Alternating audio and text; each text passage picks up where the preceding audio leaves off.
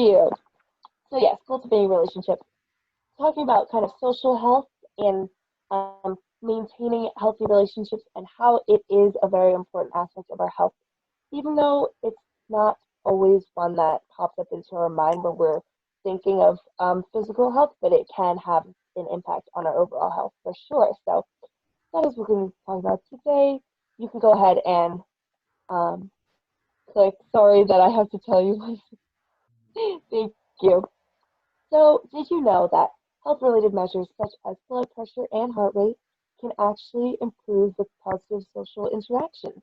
And um, researchers have found that factors such as optimism, life satisfaction, happiness that come with having healthy relationships and a good social health are associated with risk, reduced risk of cardiovascular disease, while negative emotions such as anger and chronic stress, those can wear down the body over time, and those are more or correlated with higher incidence of heart attacks and other physical problems. So there is a link that has been shown between blood pressure and heart rate and how they can improve with being happy and having social positive interactions with others. You can go ahead and click. Thank you. So through healthy relationships with others, we fulfill our needs for intimacy, social integration, nurturance, assistance, affirmation. It can do wonders for our self-confidence and for our mental health as well. And people with positive, fulfilling relationships are statistically more likely to survive over time than people in poor relationships. And studies have found that social isolation of otherwise healthy individuals eventually results in psychological and physical disintegration or even death in some cases when if they have developed some condition that is more advanced. And there's a clear link between social relationships and health in the general population. And adults who are more socially connected are healthier and live longer than their more isolated peers. So there have been studies that have shown that um, that people tend to live longer lives when they have good social connections and relationships. You can go ahead and click. Thank you. So loneliness can lead to disrupted sleep patterns, elevated blood pressure, and increased cortisol, which is a stress hormone.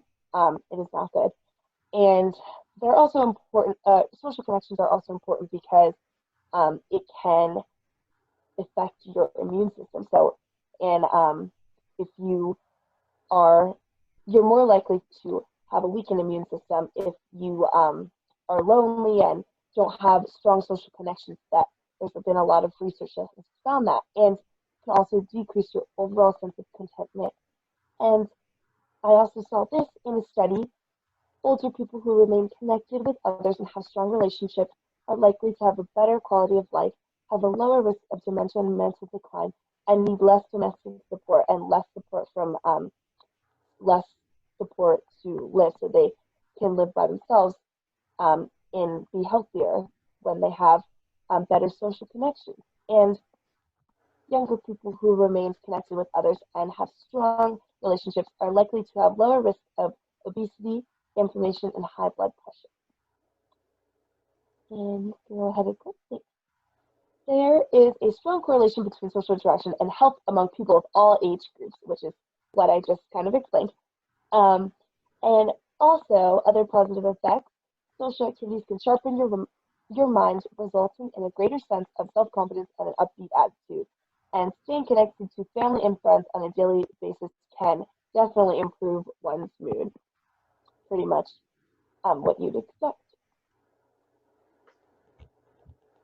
Healthy relationships support good mental health. Social isolation, loneliness, poor relationships can be risk factors for mental health conditions such as depression and anxiety. The graphic on the right I included because, it says good relationships help us live longer and happier lives with fewer physical and mental health problems. And then at the bottom it says investing in relationships is as important as healthy eating, exercising, and not smoking. So things that you would typically think of when you're thinking about healthy behaviors and lifestyle health behavior habits, um, like healthy eating, exercising, and not smoking are ones commonly associated with good health, but really investing in relationships and maintaining strong social connections is just as important, even though we don't always think about it having to do with our physical health. So, part of building strong relationships is having good, open, and regular communication, learning appropriate self disclosure, becoming a better listener, active listener, using non verbal communication, asking for honest feedback, always being honest with others, always having respect for others, managing conflict through communication are all ways you can build your communication skills, which will help you build strong relationships and maintain strong relationships with others. Right? Forming new social connections. So, calling a friend or family member for a chat, arranging a catch up, considering volunteering, which lets you help others. This can boost your self esteem and is a great way to meet new people. It's a very rewarding activity because you are helping others as well as yourself. And finding local options to connect with others in the community through community resource centers, connecting with others virtually, which is huge right now, of course, through online or community groups with others who share the same interests, taking your children slash pets and or pets to the playground or park, spending time outdoors with others, joining a religious or spiritual group. There's more. Next one also. Spending less time in front of the TV or computer screen so that you could have more time to spend with others in person, face to face. Adopting your pet or helping out at a local animal shelter to connect with other animal lovers. Going to a local esports event, music performance, lecture, or art display. Help organize community celebrations like parades or blocks. A lot of these things I put in not suggesting this right now because of COVID, but in general, before I would have suggested, or after when everything is safe. But taking a course at your local library or community college, asking your employers for ways to increase social connections. I also thought of some more that I did not include on here, but that are applicable to our current situation. So, staying social during quarantine, small outdoor gatherings with people, just a select few, not nothing big. Sitting 6 feet apart with friends and family, people's yards or driveways or their deck. Similarly, taking walks outdoors with others, hiking, um, doing Zoom calls, Skype calls, phone calls with others so you can stay connected with them and not but not in person if you can. Playing Words with Friends and other multiplayer games and apps. I have been playing a lot of Words with Friends. It's like Scrabble, but you could play it up on your phone app. I also found this app called Bookship, which is kind of like a virtual book club if you're interested. Taking group exercise classes virtually. Of course, I'm gonna advocate for that. Other virtual health communities like on some apps like Fitbit. I know MyFitnessPal, you can connect with others in a community where you can support each other's health goals as well as all virtual. Friends doing recipe swaps and Facebook virtual potluck groups I know exist, and Netflix party also. So you can watch Netflix with someone else at the same time and chat on the side. It's a Google Chrome extension. I've been doing that lately also to stay connected with others. Next slide, please. Thank you. So strengthening social connections, taking more care to quickly connect with people you see a lot during the week. When possible, stay positive. Always stay positive when you're connecting with others. Share new experiences. Be there for those who need you. Be flexible, supportive, and excited about what others are doing in their lives. And I include some quotes at the bottom. We rise by lifting others, and positive attitudes really do create positive energy and attract positive people and positive results. So your positive energy will radiate and impact others, make other people happier. People will want to be around positive people. So try your best to strengthen social connections to stay positive, remain positive, which I know is hard in this time as well, but it does make a difference. Next, please. Thank you. And improving other areas of health too. So I did touch on this just a second ago, but um, looking for social opportunities that also improve other areas of health, such as activity, fitness groups, Strava, if anyone's into running, is a good one. It's like a running community app, which I don't run, but I know friends who do. Group exercise classes, of course, virtual, in person if it's safe. Cooking classes, recipe swap groups, alcohol substance use support groups, spending time with others in nature and outside are all ways you can stay connected with others while also maintaining or improving other areas of health as well. And lastly, I think I have one more slide. Maybe I don't. Oh, okay. Um, so 5 ways to improve your social health. Meet people, be approachable. I pretty much touched on all this, but nurturing relationships, trying new things without judgment, all ways to improve social relationships and social health. And I also wanted to share that this kind of uh, ties into how it can, keeping good social health will possibly impact your physical health. But a lot of researchers hypothesize that one reason for this finding is that those with poor social health, poor mental health, are less likely to care for themselves and care for their physical health. So they're more susceptible to conditions like heart disease, respiratory disease, stuff like that. And they also may be more likely to engage in unhealthy habits such as alcohol use, smoking, eating poorly and not exercising, not sleeping enough, not managing stress well, like all those core areas of lifestyle health that we've talked about before, they can all be negatively affected by poor mental health, which is often a result of poor social health. So it all kind of ties in.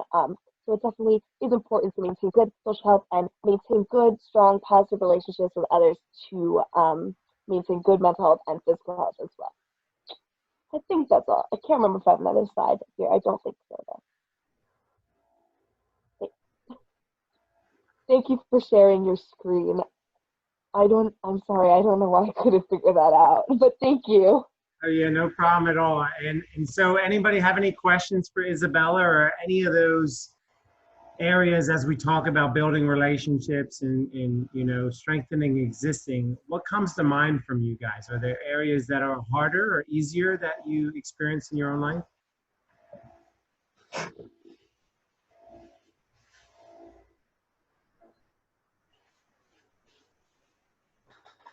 Sorry, I had to turn my AC down. I think everything is more difficult right now with COVID. Hard to make new relationships with people. We've been very lucky in our neighborhood. There's a group that's been getting together, and we have a socially distanced Wednesday night party in someone's backyard. So couples are all 6 feet apart from each other. We all bring our own food. Someone else down the street also had we were in a cul-de-sac, and they had a party outside in the cul-de-sac, and we're able to measure and, you know, okay, stay this far apart, and everyone sat still, so there wasn't mixing going on. But it was great for us because we've only been in this neighborhood for a little over a year, so we've actually gotten to know a lot more people, which makes it feel like a neighborhood, which is nice. That's great. Yeah, it's funny on the flip side, it has forced us to evolve in some different ways. I know there's some people that I've spoken to for years over the phone, and I could have done Zoom calls with them before, but yet, you know, I have a mentor I've had for years, and I haven't seen him face to face. He's down in Tennessee for a long time, and go figure, we've been doing everything Zoom, and we connected and we were able to see each other the whole time we were meeting, which was wonderful. So thanks for sharing. Yeah, it's a good point. There's different opportunities that are coming up as well. Also, there are Facebook groups or next door apps. And if you want to be bold and brave, you can actually invite neighbors to come, and hopefully not too many will come. Yeah, that's great. Jeannie, you had something you wanted to share? Let me unmute you. Oop. Go ahead, Jeannie. Well, my cousins and we have been, on one side of the family, have been trying to get together on Zoom way more. I think it was because I started pestering them with a couple phone calls and just trying to check in with different family members and seeing how they were. And then we arranged just to have like probably every other week or every third week or something, just do a Zoom chit chat with just all of us and get together that way. And normally during the regular time, we wouldn't be communicating probably at all. So our family's kind of grown a little closer. And Michael, just like your neighborhood, my neighborhood, one gentleman has put up a bed sheet behind his house and has had movie nights a couple of times outside, and we've all sat 6 feet apart, but he's just put on a movie out there. And so we kind of got to meet some new neighbors as well that way. That's cool. That's pretty neat. Thanks, Jeannie, for sharing. Anybody else want to share? I mean, I know definitely where we are as far as the time and with COVID and social isolation and all that, it's definitely different. I think we have to try a little bit harder to maintain our relationships, and it's sometimes a little bit challenging to create new ones as well. One of the things I'm going to do is I'm going to put us back in our breakout rooms, but I want you to think about 2 relationships. All right. So I want you to think of a really good relationship in your life. And I want you first to start there and think, all right, who's the person? Who is the relationship? And why is that relationship good? Okay. And then focus on that. And then what I want you to really talk about are what are some of the things that make that communication and that connection and that relationship good? And then I want you to flip on the other side after we talk through those